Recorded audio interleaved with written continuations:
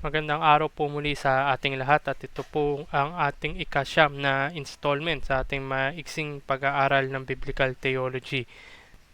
Ang nilalaman ng ating lecture for this session ay ang sumusunod. Titingnan po natin ang fourth epoch at bubuksan natin ang aklat ng Judges. Titingnan natin ang mensahe ng Judges at titingnan rin natin yung ilang theological themes mula dito sa aklat na ito at magbibigay tayo ng practical application at pag-usapan rin natin yung mga ibang kaganapan o mga discovery o na-invento ng tao noong panahon ng Judges. Tayo ngayon ay nasa epoch number 4 na o yung fourth epoch at ang covering dates nito ay 1200 BC hanggang 930 BC.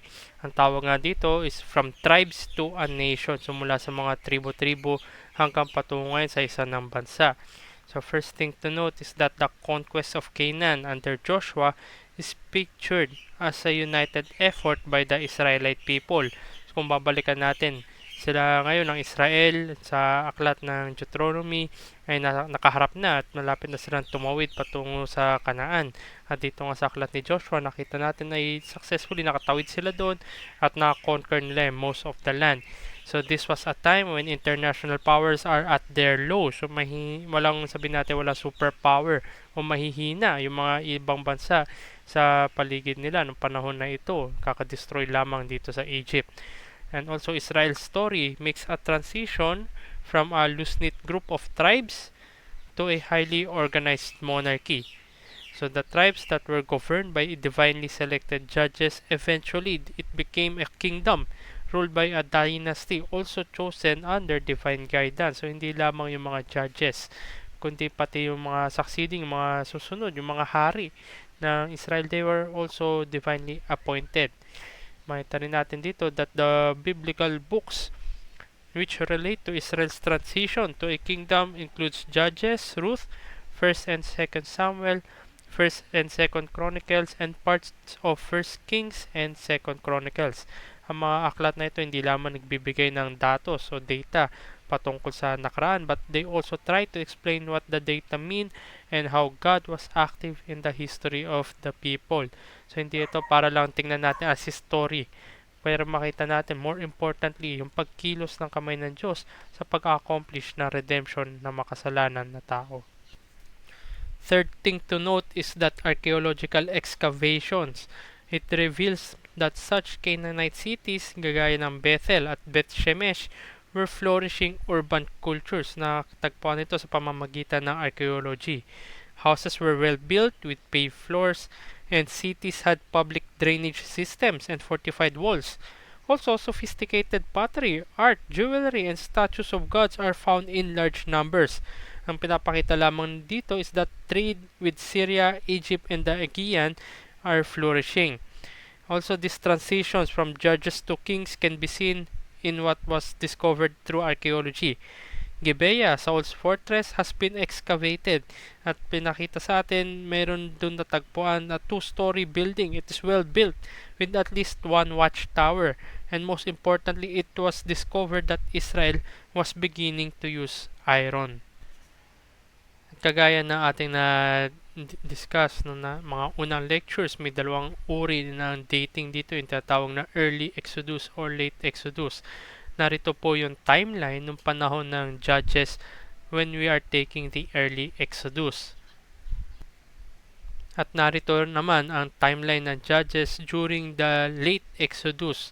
So we can see meron minor differences lamang, but also as we have discussed, magko-converge tong early Exodus at late Exodus sa panahon ng monarchy. And now we are ready to open Judges. Firstly, titingnan natin yung title of the book.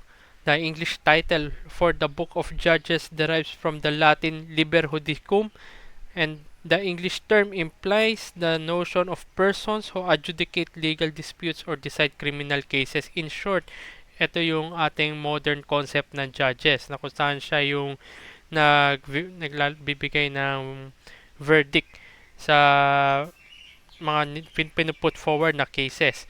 But the Hebrew title of the book is Sopetim. It implies something very different. yung mga suppitim, they were both to deliver and to save their people from their enemies. At hindi lamang doon, they are to be a model for godly living. Makikita ito sa Judges chapter 2 verse 16 and 17. The point being is that the success of each judge is related to his success in spurring the Israelites to live proper lives before God. Kung tutusin, sila dapat yung quote-unquote successors nito ni Moses, Joshua, and others, na kung saan sila ay magiging dapat matapat sa Diyos, to be a very good model kung yung sa covenant faithfulness and obedience to the Lord. Secondly, the author and date. The author of the book of Judges is unknown, and also the date of composition is also unknown. In the period of Judges, it extends from the death of Joshua to the coronation of Saul. So the book does not cover the entire period of the Judges.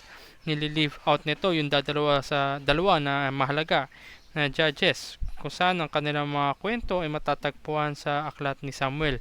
Ang mga judges na ito ay si Eli at si Samuel.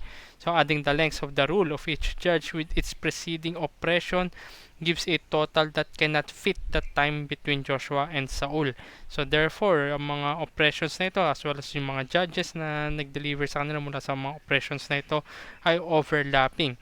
So the degree of overlap is very difficult to discern. Yung early date ng Exodus na nabanggit ko po kanina at pinakita natin kanina would be around 1380 BC to 1050 BC, and the late Exodus would be around 1235 BC to 1050 BC. And the book of Judges does not include a complete historical presentation of any of the judges. And third thing to note is the chronology. Judges picks up the story just as the first generation is passing off the scene, and things are about to change drastically for the worse. So in the book of Judges, it paints a dreadful picture of a rapid downward decline, both theologically and morally. And the purpose of Judges is to show the failure of Israel to keep the Mosaic covenant after God gives them the promised land. And at the end of the book, things are absolutely disastrous. So napakalala na nangyari at makikita natin dito sa Judges na kung saan bagamat sila ay nag-renew ng kanilang commitment to the covenant of the Lord, but eventually time would show na sila ay unfaithful din, hindi tapat, and very idolatrous patungkol at lalo na sa pag sila nakaharap sa tipan ng Diyos. Tingnan naman natin ngayon ang mensahe ng aklat ng Judges. So having established at least a foothold in the land of Canaan, Israel now organized itself into a loose confederation of independent states. So, bagamat hindi pa sila as a country per se, ito parang sabihin natin na mga independent states, parang tulad sa Amerika, bago nagkaroon ng United States of America. So, mayroong mga isolated na states, iba hiwa-hiwalay. So, ganun rin yung Israel, mga tribo-tribo ng Israel. So, the link connecting these clans was their God. The tribes celebrated religious festivals where the ark was kept. So first na makikita natin dito sa aklat ng Judges, yung first 3 chapters nito is the cycle of disobedience. The Judges actually starts off well as Caleb and the tribe of Judah continue to fight and defeat the Canaanite inhabitants of the land. Ito is chapter 1, first 18 chapters na chapter 1. So the following verses list the people and cities that were not conquered, underscoring the failure of the Israelites. So although the generation in the initial conquest remained faithful to God throughout their lives, the generation that follows forgets all that the Lord had done for them and begins worshipping the Canaanite god Baal, and thus abandoning the Lord. Ito makita natin sa chapter 2 verses 10 to 13. So nawala na yung unang henerasyon nung tumawid dito sa Jordan na nakasaksi sa kapangyarihan ng Diyos in deliverance. Itong bagong generation na ito ay hindi nila kilala o hindi nila alam yung mga ginawa ng Diyos para sa kanila.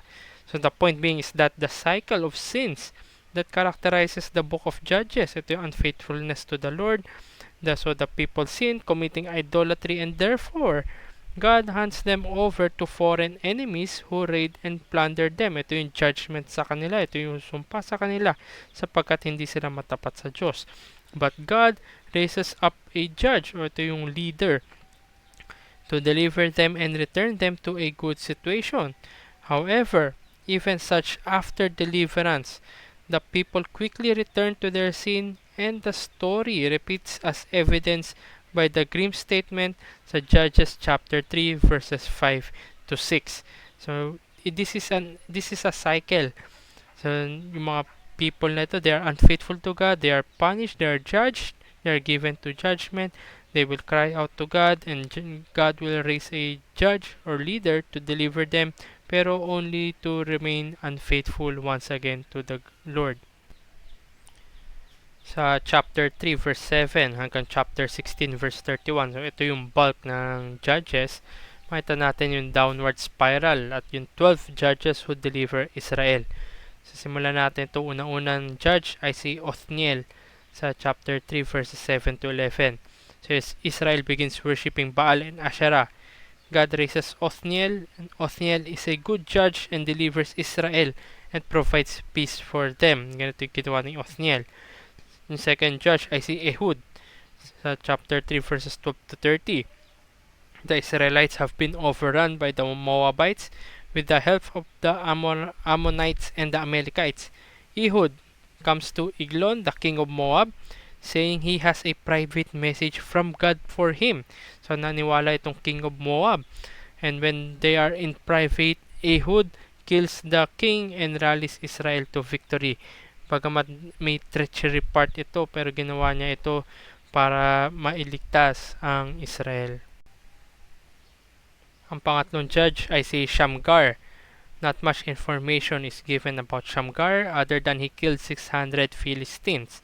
His father is named Anath, which is also the name of the violent, bloodthirsty Canaanite goddess of war. And also, the name Shamgar is not an Israelite name. Fourth judge ay si Deborah. Chapter 4 hanggang chapter 5. She emerges from the story as a true hero along with Jael.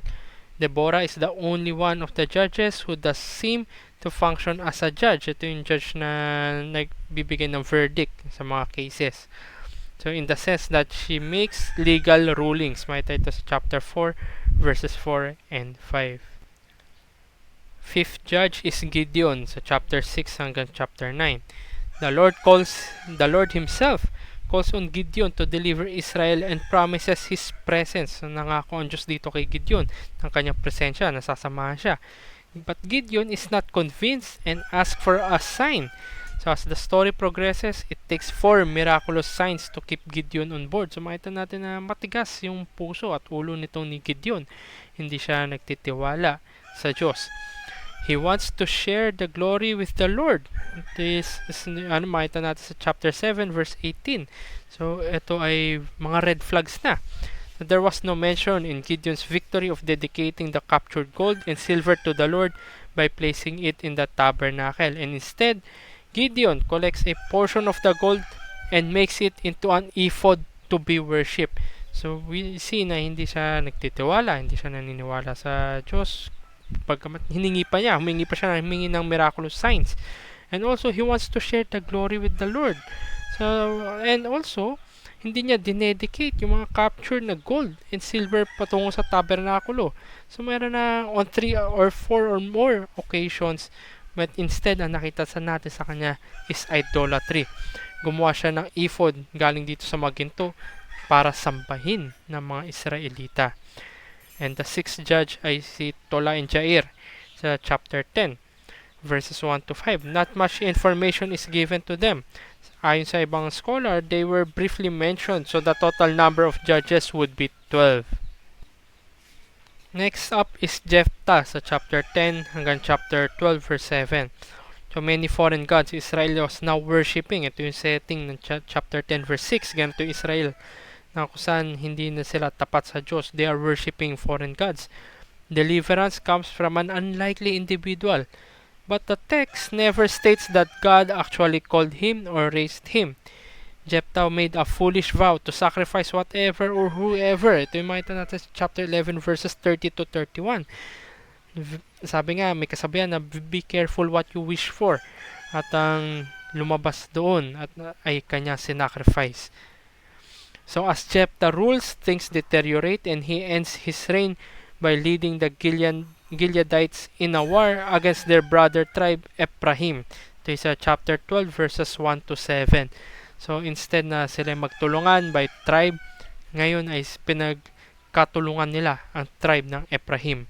So next up ay si Ibzan, Elon at si Abdon. Ito is very quickly sa verses 8 to 15 ng chapter 12. So little information is provided for these minor judges.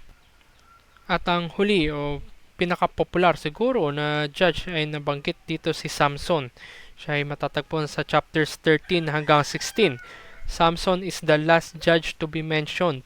And during this time, the Philistines have now taken control of Israel.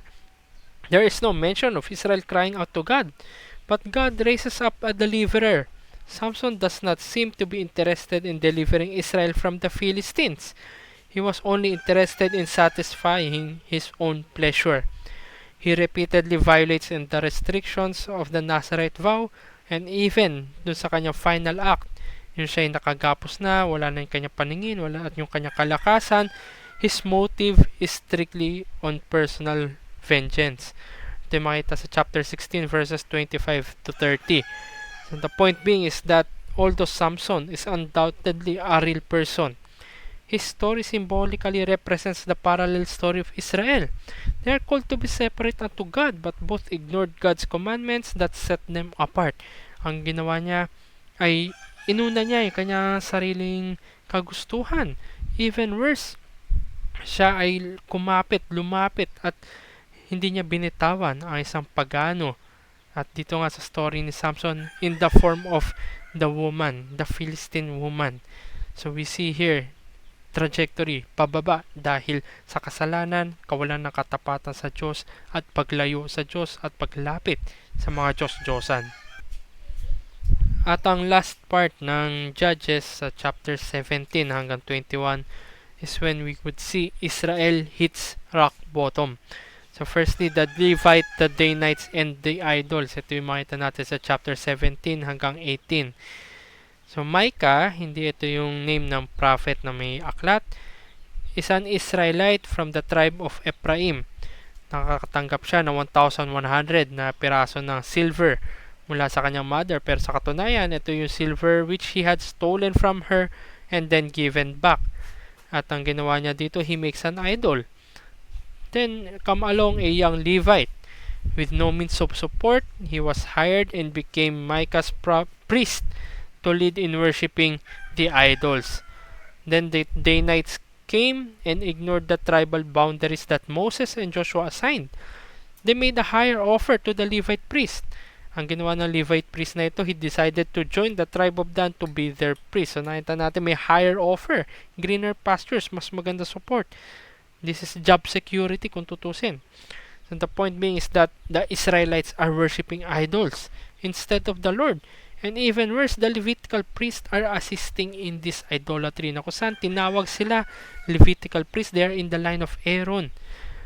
Na para sila yung mag-minister dito sa temple, mga temple programs nila and sacrifices. Pero ngayon, instead na sila yung alalay patungo sa pag-worship sa tunay na Diyos, they are assisting in this tremendous sin of idolatry. In chapter 19, we can see Sodom and Gomorrah revisited. So parang bumalik ulit sa Sodom and Gomorrah. Here, another Levite travels from Judah to recover his runaway concubine. He spent the night in an Israelite town, and the crowd from the city surrounds the house and demands the Levite to be given to them for sexual activities. Makita natin, ang dinidemand nila is yung Levite na nag-travel. So parang Sodom and Gomorrah talaga. So the Levite gave his concubine to the crowd. Yung kanyang concubine yung binigay niya. Ang dinidemand ng crowd na ito is yung Levite, yung lalaki. She was abused and died, itong concubine na ito. The Levite cut her up to 12 pieces and sends to the 12 tribes. So kung babalikan natin ang episode na Sodom and Gomorrah sa Genesis 19, Sodom and Gomorrah were Canaanite cities. Canaanite city ang Sodom and Gomorrah, pagano ito. Pero Gilbea is an Israelite city. So we can see here na baliktad ng roles. kung saan itong mga tao na supposedly hindi paganos, they are the ones who demanded or yung gustong gumawa ng very very grievous sin of sexual activity do sa lalaki. Pero instead, they got the woman, pero ganun pa man, hindi tama yung kanilang ginawa. Grievous sin ito. So the point being is that Israel not only failed to drive out the Canaanites from the land, but they have become just like the Canaanite themselves. Sila na ngayon yung pagano. Sila na ngayon yung dapat i-destroy. Hindi na nga tapat sa Diyos, hindi na nga nila kinikilala yung Diyos. They are doing very grievous things among themselves. At ang huling dalawang kabanata ng Judges, chapters 20 and 21, we can see here, ultimately they are killing one another. So the other tribes descend on Benjamin and virtually destroy the entire tribe, just like they were supposed to do to the Canaanites. Tandaan natin, i-drive out nila dapat, i-destroy nila dapat yung Canaanites, pero instead, ang kanilang dinestroy is one of the tribes of Israel, ang Benjamin. The people of Israel then felt remorse for the loss of Benjamin, but they have taken an oath not to marry with the Benjaminites para hindi dumami yung lahi. They steal wives from a worship festival in Shiloh. Ironically, ito yung community that was apparently worshiping the Lord properly. Ang ginawa nila, they stole wives from there. And the end of Judges is disastrous for Israel. They are violating God's law and their covenant with Him in ways unimaginable. Lalahanin natin, sexual immorality, idolatry, napaka-grievous sins na ito sa harapan ng Diyos. Killing their brothers. So the Levites are leading them in worshiping idols. They have become corrupt morally. They have become Sodom and Gomorrah. But they have also ceased struggling to drive out the Canaanites, and instead they become like the Canaanites and they annihilated their own. So in downward spiral, they hit rock bottom, and ultimately hindi lamang worshiping idols, hindi lamang into idolatry, but they are killing one another in front of the Lord their God who delivered them out of darkness. So some theological themes in Judges after ng masalimuot na kwento ng narrative dito sa Judges. Dalawang bagay lamang. Unang-una, the true judge, divine warrior, and king. And secondly, the hall of faith na nabanggit sa Hebrews chapter 11. So firstly, the true judge, divine warrior, and king. First thing to note is that the book of Judges portrays a sovereign God of incredible faithfulness to His covenant, who abounds in grace in spite of the great sinfulness of the Israelites and the individual judges. Yung judges muli ay sila dapat yung role model na maglilid dito sa Israel in spiritual matters. Sila dapat yung makita ng katapatan sa Diyos. Pero yung the judges themselves yung naglihis sa Israelites.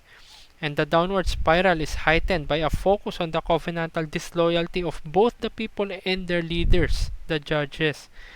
The depth of this depravity can only be truly perceived through the reader's familiarity with the Torah. Babalikan natin na banggit natin sa previous lectures natin na yung pinaka-background kung tutusin ng the rest of the Old Testament books ay yung Deuteronomy, na kung saan ang katapatan nila dapat sa tipan ng Diyos, pinapili sila doon. Choose for yourselves today, blessings or curses, life or death. Sila ay nag-commit sa Diyos, but in the end, by their deeds, pinapakita lamang that they chosen judgment. Kung babalikan natin sa Deuteronomy chapter 7, nandito yung law concerning yung herem na tinatawag. They are to destroy totally the inhabitants of Canaan sa Deuteronomy chapter 7 verse 2. Also on verse 26 ng Deuteronomy chapter 7, binanggit doon, set the material objects, at yung material objects apart for destruction. And also there should be no intermarriage, and all altars and idols are to be destroyed. Ito yung herem na commandment sa kanila. God chastens Israel for this disobedience by giving them into the hands of oppressors. Israel cannot break the covenant without consequences, and God disciplines His people But God graciously saves Israel even though the character of the judges becomes increasingly flawed and disobedience abounds. Ang makikita natin dito, the illustration of human sin in each successive story. Tandaan natin, downward spiral to, palalim na palalim, pababa na pababa, papunta ng papunta sa rock bottom. So the writer highlights the great lengths to which God goes in order to save His people. No matter how flawed or sinful the judge, God demonstrates that He is gracious and long-suffering. So the disobedience of His people cannot thwart the plan of God in redemption. Hindi dito nakasalalay because God had already planned redemption. Pinakita lamang dito yung bigat, yung gravity na sin ng tao na kung saan palugmok siya ng palugmok sa kanyang kasalanan. But God in His mercy and grace would reach out even the darkest depths para i-redeem ang kanyang mga tao. And secondly, we can see the hall of faith sa Hebrews chapter 11. Sa Hebrews chapter 11, ito yung tinatawag na Hall of Faith. Napakaraming pangalan dito na kung saan ini-emulate dahil sa kanilang pananampalataya. Some of the judges were listed here sa katunayan. 2 points. Firstly, all these individuals were commended for their faith. Therefore, let believers lay aside everything that keeps them from living a godly life for the Lord. Lalo-lalo yung sinabi sa chapter 12 verses 1 and 2 ng Hebrews na sabi nga may mga witness na nagsasabi etong nasa Hall of Faith na ito na walang dapat humahad lang sa mga mananampalataya kung sila nga ay nagampanan nilang pananampalataya na to sa tulong ng Diyos. What more sa atin ngayon na kung saan meron na kabuuan, nakita na natin how God would redeem His people through His Son Jesus Christ. So the writer does not intend for his readers to conclude that all these individuals had the same spirituality, the same level of faith and maturity. The writer hardly intends to equate Samson with the likes of Abraham or Moses. Hindi ganito yung pinapakita ng writer. Hindi niya kinukumpara, hindi niya ini-equate lahat na magkakasama, on the same level. Sino nga naman si Samson kumpara kay Abraham or kay Moses? So these judges really have the character flaws and sins that the text of Judges attributes to them. But God's grace is greater than all these character flaws and sins, whether individually or the nation of Israel. The second point is that God uses sinful humans, sometimes very sinful and spiritually immature humans, to accomplish His will. Bagamat napaka-grievous na mga judges na ito, supposedly leaders and spiritual models, but God will accomplish His will through them. Matapos natin tingnan yung mensahe ng aklat ng Judges at dalawang tema yung tinalakay natin, paano naman natin i-apply sa buhay natin ngayon ang mga napag-aralan natin sa Judges? Tatlong bagay. Una-una, Judges illustrates for us the tragic consequences of sin. Secondly, Judges paints to us the grace of God. And thirdly, tingnan natin, i-zoom in natin the tragic story of Samson. Firstly, Judges illustrates for us the tragic consequences of sin. So once people abandon worshiping God, they usually quickly embrace the corrupt morals of their surrounding culture and spiral down morally and theologically until they hit rock bottom. Ito yung nakita natin sa Judges. At sa pag-apply natin sa buhay natin ngayon, binigyan tayo ng babala. Very serious warning kung tutusin. It is a high warning, a high notice sa atin kung yung consequences ng mga kasalanan na ito. So bilang babala, tayo dapat ay maging discerning. Kung tayo nga ay nalilihis na, kung tayo nga ba ay palayo na mula sa Diyos. Sapagkat ang kahihinatan lamang nito is ultimately the destruction of the soul. Secondly, Judges paints to us the picture of how deep God's grace and mercy as we realize that in spite of the terrible sin, God will send real deliverers throughout sa history. As history progresses sa Israel, ma-encounter natin the likes of Samuel, David, and ultimately Jesus Christ. Sa Judges chapter 17 verse 6 and sa chapter 21 verse 25, it says, "In those days, Israel had no king. Everyone did as they saw fit." Ito yung parang nakakatakot, nakahindik-hindik na sitwasyon. Ginagawa ng bawat isa ang pita na kanilang laman. So this is not simply a political statement that Israel desires for a king. Rather, it connects this with the covenant. So when we rebel against the true king, we act as our own king ourselves. Ganito yung nangyayari sa mundo natin ngayon. Kaliwa kanan, people are doing what they saw fit for their eyes, for the lust of their flesh, and the pride of their life.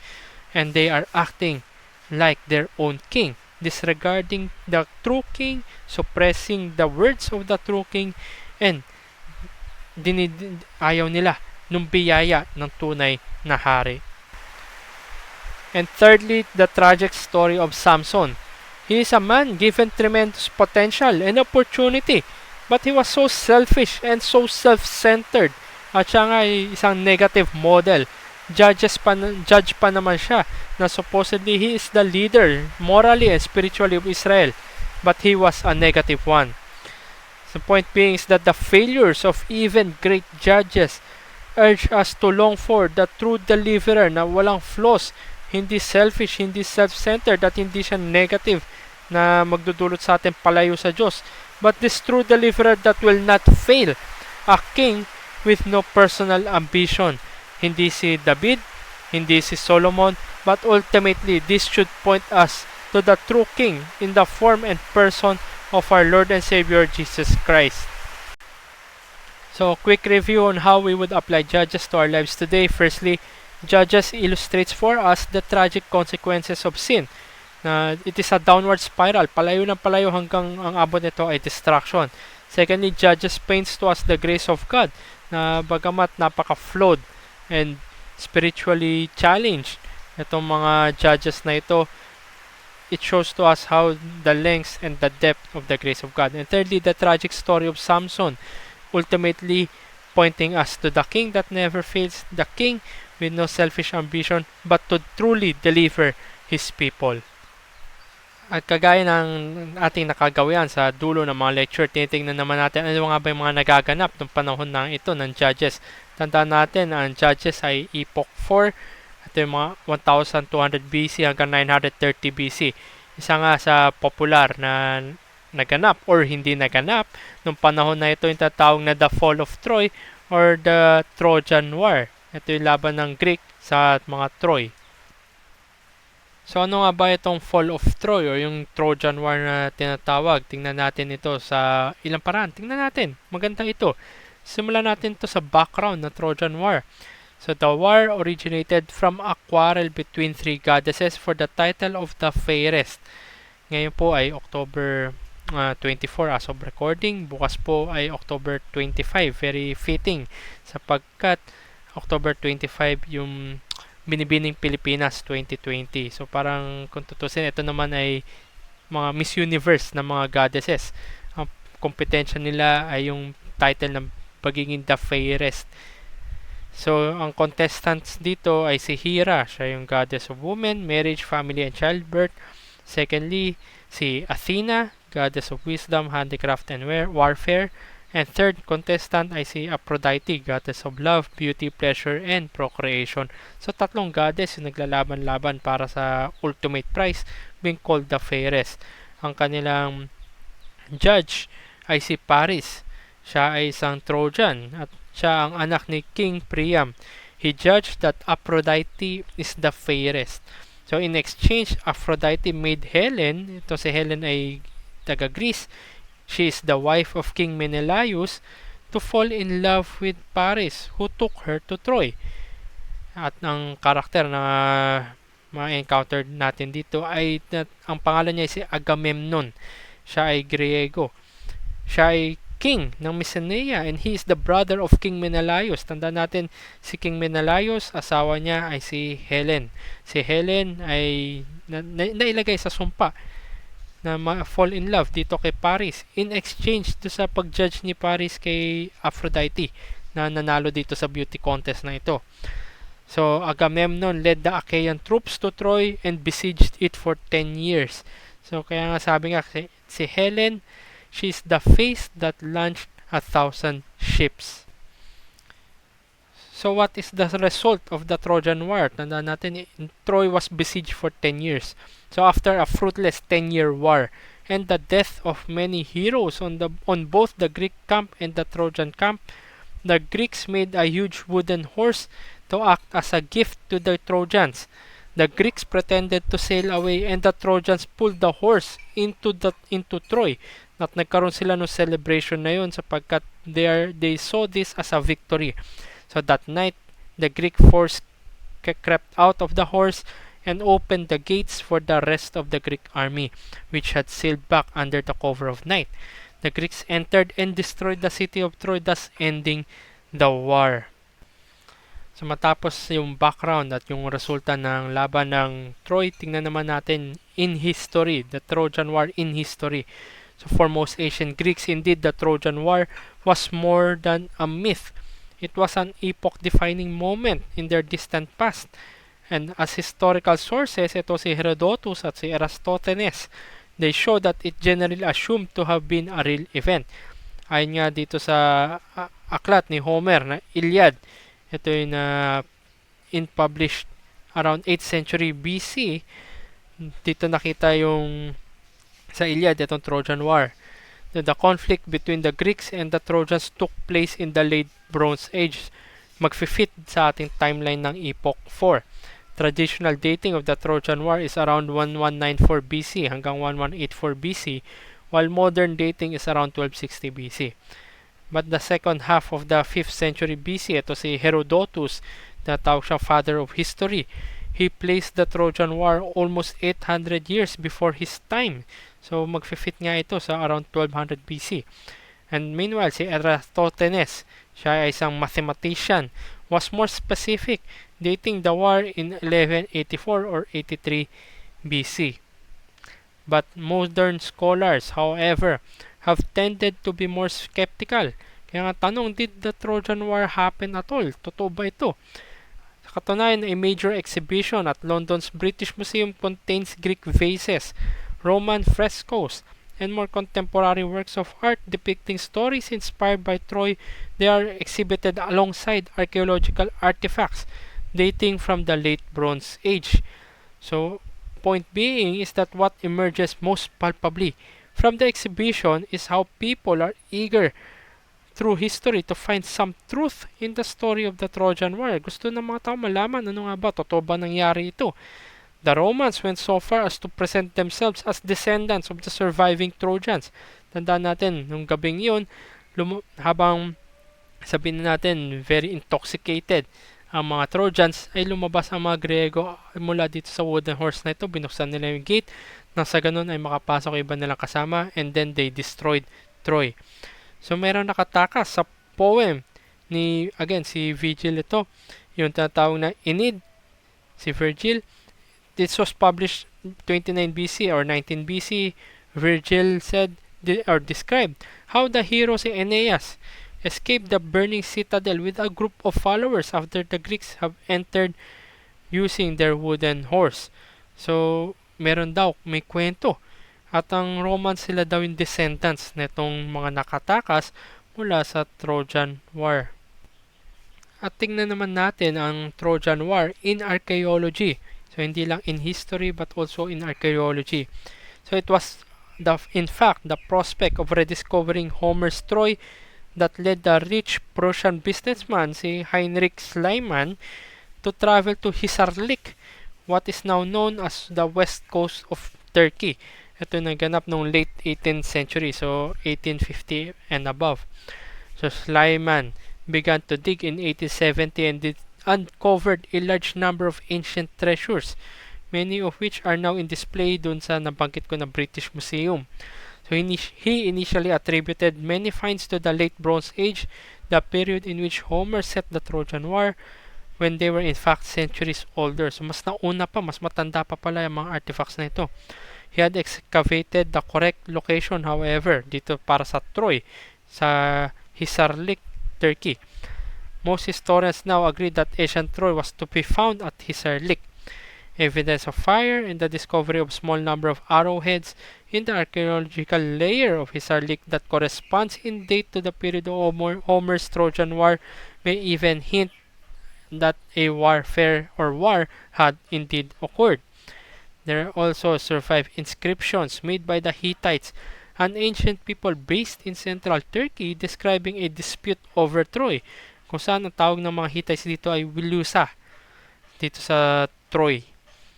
But none of this constitutes proof a Trojan War. But for those who believe there was a conflict, these clues are very much welcome. Yung katunayan ng fire, arrowheads, etc., pinapatunayan lamang niyan ay nagkaroon ng conflict, pero hindi specifically dahil sa Trojan War. And lastly, tingnan naman natin yung legacy o yung pamana na itong Trojan War. Katunayan siguro pinakasikat dito yung 2004 film entitled Troy, na kung saan it featured Brad Pitt, Eric Bana, and Orlando Bloom. It made over $497 million worldwide, and in fact it was the 8th highest grossing film of the year 2004. At hindi lamang sa big screen nalimit ang Trojan War. Sa katunayan, sa Netflix din ay merong isang miniseries entitled Troy, Fall of a City. It was aired on February 17, 2018 and co-produced by Netflix and BBC. But unfortunately, hindi ito successful kagaya ng big screen version nitong Troy na kusan $497 million yung kinita. Sabi nga nila, yung itong Netflix series na ito ay isang fluke. Pero on a personal note, in all honesty, hindi ko pa po napanood ang 2004 film, pati rin po yung sa Netflix. Ang akin lamang po sasabihin ay basahin na lamang po natin yung novel. Napakagandang piece of literature na itong Iliad. At hindi po sana tayo tumigil sa Iliad dahil mas maganda yung susunod na installment, yung Odyssey, na kung saan it traces yung mga Greeks na ito pabalik sa kanilang hometown mula dito sa Trojan War. And as a means of conclusion, tayo po ay nag-iiwan ng take-away verse sa aklat na ating inaral. At ang ating aklat ngayon ay ang Judges. At ang napili ko po ay ang Judges chapter 2 verse 7. It says, "And the people served the Lord all the days of Joshua, and all the days of the elders who outlived Joshua, who had seen all the great work that the Lord had done for Israel." Tayo bilang mananampalataya, nakita natin kung tunay nga tayo niligtas, pinakitaan tayo ng biyaya, wondrous works of the Lord have been shown in our lives, na bagamat tayo ay mga makasalanan, lalo-lalo na bago pa natin nakilala si Kristo in a saving manner, tayo rin ay gumagawa ng idolatry, adultery, we murder, we kill each one. But the grace of God appeared at dumampi sa ating buhay. Nakilala natin ating Panginoon. Thus, we are truly a people that should serve the Lord all of our days. At hindi lamang ang ating buhay, ito'y dapat ipamana rin natin sa mga susunod na henerasyon, sa ating mga anak, sa mga mas bata sa atin sa iglesia, as we minister, as we live the life that is truly characterized by grace. So we would serve the Lord all our days because we have seen all the great work that the Lord had done, hindi lamang sa ating buhay, kundi in pronouncing the grace that God is doing to other people as well, and more importantly, that the grace that God will do in the next generation until the last flock or the last sheep is entered to the fold. So it gives us hope, hindi lamang hope to the future, but it gives us the assurance of joy in the present, because it is God who had delivered us from great darkness, mula sa kasalanan at mula sa korte ng Diyos, na kung saan kung wala tayong katwiran ni Jesus, ang ipopronounce lamang sa atin ay ang ating kasalanan. If we have truly seen the wondrous works of God, then let it be so na makita ito sa ating buhay sa pang-araw-araw until we are called to glory. In that sense, we had truly seen the great work of God in our lives, and we will see the great God in the new heavens and the new earth to come. Muli ay salamat po sa inyong pagsubaybay sa pag-aaral natin ng Judges, at nawa ay nag-benefit po ang bawat isa, at patuloy natin i-serve our Lord, our Savior, our God. Even kung ano man ang sirkumstansya natin sa buhay. Tandaan natin, maging babala muli ang paglista sa Diyos ay makakuwi lamang sa destruction ng ating kaluluwa. Pagpalain po ang bawat isa.